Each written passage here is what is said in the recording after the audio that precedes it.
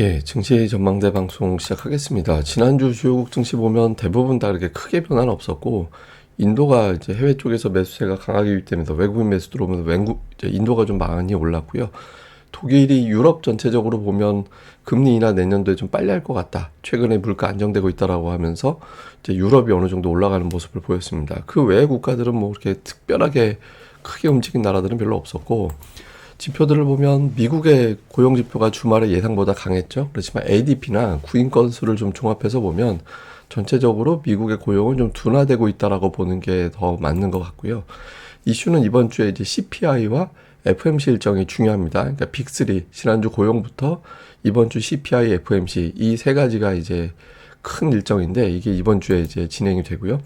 우리나라는 6주 연속 올랐고 10일 연속해서 퐁당퐁당 말 바꾸면 최근에 10일 동안 이틀 연속 올라가거나 내려간 적이 없다라는 겁니다. 그리고 업종별로 코스닥 순환매가 다 돌았거든요. 로봇부터 뭐 엔터, 반도체, 배터리 한 바퀴씩 다 돌았는데 이런 가운데 양도세 뉴스가 나오면 이게 순환매밖에 돌 수 없다라는 건 대장주가 없다는 얘기잖아요. 양도세 뉴스가 나오면서 매도 압박 또는 매수 유발을 하면서 새로운 주도주가 부각될 수 있는 건지 이번 주에 중요한 관전 포인트가 될 것 같습니다. 주간 종목들별 움직임 보면 미국에선 GM이 좀 강하게 움직이긴 했는데 그거 외의 종목들 보면 대부분 플러스 마이너스 2% 전후 안쪽에 몰려 있거든요. 그래서 특별하게 강했다 이런 거보다는 좀 몰려 있다. 좀 조심스러웠다 이렇게 봐야 될 것 같고 다만 이제 애플이 지금 6주 연속 올라가면서 시총 3조 달러 회복을 했는데 3조 달러 저항선 작용 이게 반복이잖아요. 그래서 이번 주에 7주 연속 아예 올라갈 수 있을 거냐 미국 시황상 애플이 좀 중요한 것 같습니다. 우리나라에서는 뭐 코인 가격 올라간 거를 비롯해서 뭐 판호 문제라든가 등등의 어떤 문제들 긍정적으로 해석되면서 이제 컴투스 게임주들이 급등을 하는 그런 모습을 보였고 그 외에는 이렇게 크게 움직인 종목은 없었습니다. 근데 이제 반도체주가 좀 부진했고 로봇주라든가 2차 전지에서는 종목별로 엇갈리는 그러니까 종목 내에서 이것 팔고 절로 넘어가는 그런 현상이 좀 나타났습니다. 그래서 업종 내에서 좀 차별화가 심하게 나오는 그런 형태를 보였고 코스피에서는 카카오가 이제 플러스 나고 자동차가 플러스 나고 그러니까 미국이나 우리나라에서 이제 자동차 업종이 플러스 난 게 좀 특징이죠. 그거 외에는 뭐 이렇게 특별하게 좋았다 싶은 종목군들은 딱히 없었습니다. 그래서 전체적으로 좀 눈치 보는 그런 형국이 이어진 주간이었고요. 근데 이제 최근에 보면 강세장, 약세장 이 조정론 이제 강세장 다시 나온다 이 팽팽하잖아요. 그 조정론의 이제 근거를 보면 금리 인상이 이제 누적이 돼서 실물 경제에 타격을 주기 시작했다. 그래서 금리 인하를 해서 그걸 잡아야 될 텐데 인하의 기대감이 너무 과도하다. 왜냐하면 물가가 안 잡혔는데 벌써 이 인하 생각하는 건 너무 과도한 거 아니냐. 그래서 내년에 국제유가 하락에 대한 기조효과가 사라지면 물가 하락 속도가 되게 더딜 거고 금리 인하 안 할 거고 그러면 이제 경제 타격이 본격화되면 시장은 빠질 수밖에 없다라는 거고요. 강세로는 지금까지 5% 넘는 기준금리에도 기업들의 실적이 양호했고 그리고 연준은 2%대 내려가기 전부터 2% 도달하기 전에 긴축을 풀 거다. 그 근거는 연준은 이제 인플레이션 잡는 게 목표가 아니라 경제를 관리하는 쪽으로 돌아선 걸로 보인다. 돌아선 걸로 보인다. 이렇게 이야기를 했고 또 이제 경기 침체가 확실하다라는 건 근거가 없다. 이런 이제 주장을 하고 있습니다. 그래서 뭐 미국 보면 5,200 봤는데 지금 지수하고 비교를 해보면 강세론이 조금 더 우월해요. 근데 경제학자들은 좀 조심스러워하고 증권가에서는 강세론이 조금 더 우세한 그런 형태로 나타나고 있습니다. 근데 지금 최근에 보도로는 조정론 보도가 조금 더 많긴 합니다. 그리고 이거에 대해서 이제 외국인들은 과연 아시아 시장 어떻게 보고 있는지 봤더니 아시아 증시를 이제 우리나라를 비롯해서 이렇게 보면 특히 우리나라는 5주 동안 4주 순매수 했거든요. 근데 매수하는 규모는 좀 줄어요. 그러니까 연말이라서 그런지 몰라도 외국인 투자들이 3주 매수, 한 주 쉬었다가 다시 매수를 가동을 했는데 중요한 건 우리나라가 연속 매수하는 유일한 나라입니다. 지금 인도도 지난주에 가장 강하게 매수하긴 했지만 최근에 3주만 놓고 보면 인도는 한 주 매도였거든요. 근데 이거는 이제 목요일부터 수요일로 자르는 그런 이제 데이터이기 때문에 우리나라 같은 경우는 이 데이터 상으로는 매도한 적이 없거든요. 그래서 어쨌든 한국은 적어도 팔진 않는 유일한 나라 아시아에서 대만을 좀 계속 매수했었는데 지난주에 대만도 매도로 바뀌었거든요. 그래서 우리나라에 대해서 매수를 계속하고 있다. 그럼 뭘 샀나 외국인들이 봤더니 외국인들은 삼성전자 지속 매수합니다. 그 전주는 하이닉스가 매수였는데 지난주는 삼성전자 3천억.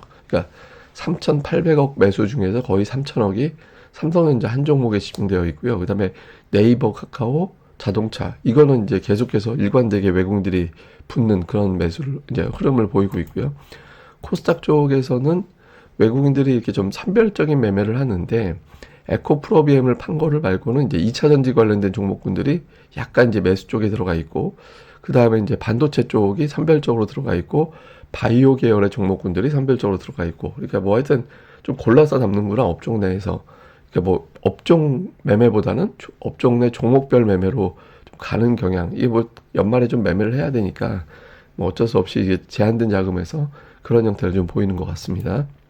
다음에 이제 뉴스들 중에서 중요한 거를 제가 두 개만 뽑아보면 첫 번째는 FOMC 회의 그러니까 점도표를 통해서 금리 인하 기대하지 마 이렇게 할 것 같다. 이거 제가 잠시 후에 설명드릴 건데 근데 제가 이제 주중에 그 말씀 드렸잖아요. 3대 이벤트 중에서 그 고용지표하고 CPI가 나오는 날은 올해 미국 증시가 대체로 그날 올라가는 경향이 있었는데 FOMC 회의 때는 좀 빠지는 경향이 있었다. 그게 왜 그러냐면 파월 의장이 되게 매파적인 발언을 해서 다른 어떤 기존의 연준 인사들, 의장들에 비해서 이게 빨간색의 파월인데 회견하는 동안 시장이 빠지는, 특히 막판에 빠지는 그런 경향성이 좀 있었거든요. 그래서 이번에도 또 FOMC 당일날 시장이 실망하게 될지 이게 하나가 있고 또 하나는 우리나라는 양도세. 예, 양도세 뉴스가 지금 반전에 반전 나오고 있잖아요. 뉴스도 삭제되고 지금 난리도 아니죠.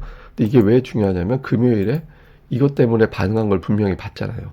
1시에 양도세 뉴스가 나오고 그 다음에 지수가 그때 쭉 별다른 뉴스 없이 쭉 밀고 올라갔거든요. 그래서 지금 실제로 이번 주에 발표될지도 모른다, 검토 중이다더라 뭐 이런 뉴스들이 나왔는데 이미 양도세 관련해서 매도 나올 건 상당 부분 사실은 나왔을 거예요.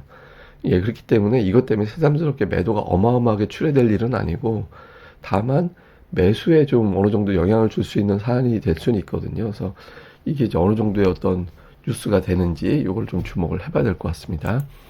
다음에 종목들을 보면 미국에서는 애플, 예, 제가 뭐 계속 말씀드리지만 애플 3조 달러 고점 넌 이게 고점이 된다라는 거는 다른 대장주가 나오지 않는 한 미증시가 쉽지 않다라는 걸로 해석이 됐잖아요. 최근에 애플 주봉을 보면 6주 연속 올랐거든요. 예, 6주 연속 올랐는데 딱 종가가 3조 달러입니다.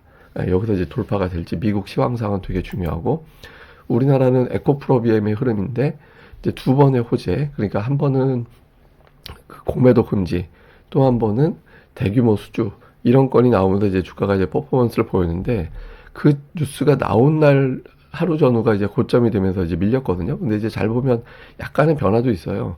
이제 고점이 높아지고 저점도 높아지는 그런 변화도 없잖아 있거든요. 그러니까 호재가 나오면 거기에 이제 매도를 하는 그런 투자자들이 계속 반복적으로 나오고 있는데 이것도 아마 양도세가 되게 중요한 변수가 될 것 같습니다. 왜냐면 올해 많이 올라서 양도세 기준이 되는 투자자들이 상당히 많이 있었을 거고 그런 투자자들이 과연 어떻게 할 거냐 거기에 대해서 이제 주가가 어느 정도 영향을 받을 가능성이 있습니다. 그리고 여전히 이제 수급 블랙홀, 그러니까 에코프로비엠이 올라가면 예를 들어서 에코프로가 빠진다든가 하여튼 수급 블랙홀 같이 그러니까 업종 내에서 또는 다른 종목의 거래 대금을 잠식하는 역할을 하잖아요. 근데 이게 아예 지금은 양도세가 풀리고 이게 올라가면 그런 블랙홀 역할이 영향이 좀 축소될 수 있거든요. 그래서 시황상 되게 중요한 종목이라서 에코프로비엠 한번 봐야 될 것 같고 다음에 이제 SK하이닉스인데 그 제가 SK하이닉스를 갑자기 설명드린 이유는 이게 지금 현재는 좀 내려와서 올해 70% 올랐거든요. 70% 정도 올랐는데 하이닉스가 역대 상승률 탑 10, 예, 역대 상승률 탑 10을 놓고 보면 이제 12월에 빠지는 애는 그 다음에도 빠졌어요. 그러니까 많이 올랐는데 연말에 추가적으로 올라가면 그 다음에도 올라가고 연말에 마이너스가 나면 그 다음에는 빠지는 그런 경향이 있거든요. 그거는 코스피에도 어느 정도 영향을 줄 수 있는 사안입니다. 그래서 하이닉스가 남은 기간 12월에 플러스로 마감이 되는지 이것도 역시 시황상 되게 중요한 데이터니까 이것도 좀 주의 깊게 보는 것도 필요한 것 같습니다. 제가 위에는 오타가 났네요. 이거는 총정리를 좀 해보면 CPI 이번 주에 나옵니다. 헤드라인은 3.1%, 전월 대비는 0%, 근원은 전년 대비 4.0, 전월 대비는 0.3. 어떻게 나오느냐에 따라 다른데 이건 제가 한 번 더 설명드릴 거고 FOMC 회의에서 점도표가 어떻게 변화가 될 거냐. 연준은 아마 좀 매파적인 어떤 이제 시각을 보여줄 가능성이 높다는 게 대체적인 시각이죠. 실제로 그렇게 나오는지. 그 다음에 양도세 변수, 요게 이제 실제로 실행이 되는지. 왜냐하면 기사상으로는 이번 주 어쨌든 뭐 시행령이 됐든 뭐가 됐든 할 거다 이런 얘기가 나왔었잖아요. 실제로 되는지. 그다음에 코스닥은 한 바퀴 다 돌았습니다. 예, 제약주도 올라가고 로봇도 올라가고 반도체 2차전지 엔터가 한 바퀴씩 다 움직였거든요. 움직였다는 얘기는 말 바꾸면 뭐냐면 주도주가 없다는 얘기예요. 시장이 강하지 않다는 얘기고, 여기서 이제 제가 항상 얘기하는 게 주도주와 주포가 있는 장이 강한 장이다. 그런 게 만들어지게 되는지, 이게 아마 그 양도세도 역시 이슈가 될 것 같긴 한데, 어쨌든 어느 쪽에 이제 매수세가 일관되게 붙는지 이것도 볼 필요가 있는 것 같습니다. 근데 이제 중요한 포인트별로 보면 11월 CPI가 나오는데 이 전월하고 별 차이 없는 걸로 일단 보고 있어요. 그러니까 근원하고 그 이제 헤드라인은 살짝 내려가는 거. 전년 대비가 지난달에 3.2였는데 3.1로 내려갔을 것이다. 전월 대비는 변화가 없다. 뭐 이 정도 보고 있거든요. 그래서 CPI가 어떻게 나오는지에 따라서 시장의 어떤 반응이 좀 달라지겠죠. 일단 예상치에만 부합을 해주면 시장은 좀 안도하면서 내년도에 금리가 내려가겠구나 이런 기대를 하게 될 거고, 근데 연이어서 또 이제 FOMC가 진행이 되는지라. 근데 이게 이제 지난번 회의 때 나온 점도표죠. 지난 9월에. 근데 점도표 보면 연준은 이미 점도표하고 다르게 나왔어요. 왜냐면 보시면은 5.50에서 5.75로 올해 연말을 끊을 거다 이렇게 했는데 거기까지 안 올렸잖아요. 예, 그러니까 점도표가 실제보다 매파적으로 표기가 된다라는 거를 우리가 좀 봤죠. 근데 지금 점도표상으로는 그때 당시에는 내년도에 두 번 금리 인하, 두 번 내려서 5.0에서 5.25를 예상을 했거든요. 근데 지금은 이거보다 점도표가 한 단계 더 내려가서 원래면 중간값이 4.75에서 5.0이 돼야 돼요. 내년도 전망치가. 근데 이제 연준이 그렇게 하지는 않을 가능성도 있죠. 그래서 어쨌든 이 점도표가 이거보다 한 칸씩 내려가느냐, 제자리가 되느냐, 올라가느냐, 이거에 따라서 시장이 좀 판단이 달라질 텐데, 이게 왜 중요하냐면 미국의 기준금리하고 이제 구인 데이터 추이하고 보면 구인이 꺾어지는 거랑 구인이 올라가는 거랑 연준의 기준금리랑 원래 방향은 되게 비슷하게 가요. 시차는 당연히 있죠. 시차는 당연히 있는데 구인이 꺾였기 때문에 이제 그러면 연준 데이터도 연준 기준금리도 내리는 게 정상적인 흐름이거든요. 근데 이걸 만약에 견디게 되면 연준이 금리 인하하지 않는 상황이 생기면 어떻게 되냐면 이제 미국의 어떤 그 구인 데이터하고 S&P 500 지수는 방향성이 거의 비슷합니다. 근데 지금 거꾸로 돼 있잖아요. 예, 그러니까 구인 건수는 떨어지는데 지수는 올라갔죠. 왜 지수가 올라갔냐면 연준이 내년에 금리를 내릴 거니까, 내릴 거면 구인 건수, 그러니까 고용 지표의 악화는 어느 정도 진정이 될 거야. 이렇게 보고 올라간 건데 연준이 금리를 안 내리면 구인은 내려가는데 지수는 올라와 버렸잖아요. 그러니까 경기가 둔해지는데 증시가 너무 반영해 버렸네.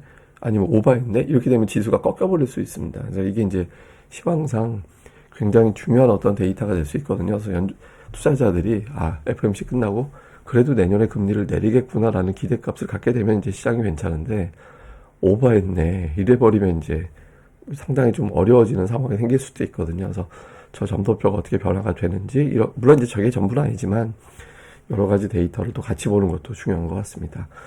예, 그럼 또 이번 한 주 잘 보내시고요. 저는 또 다음에 뵙겠습니다. 이 방송 구독하기, 좋아요 꼭 부탁드립니다. 감사합니다.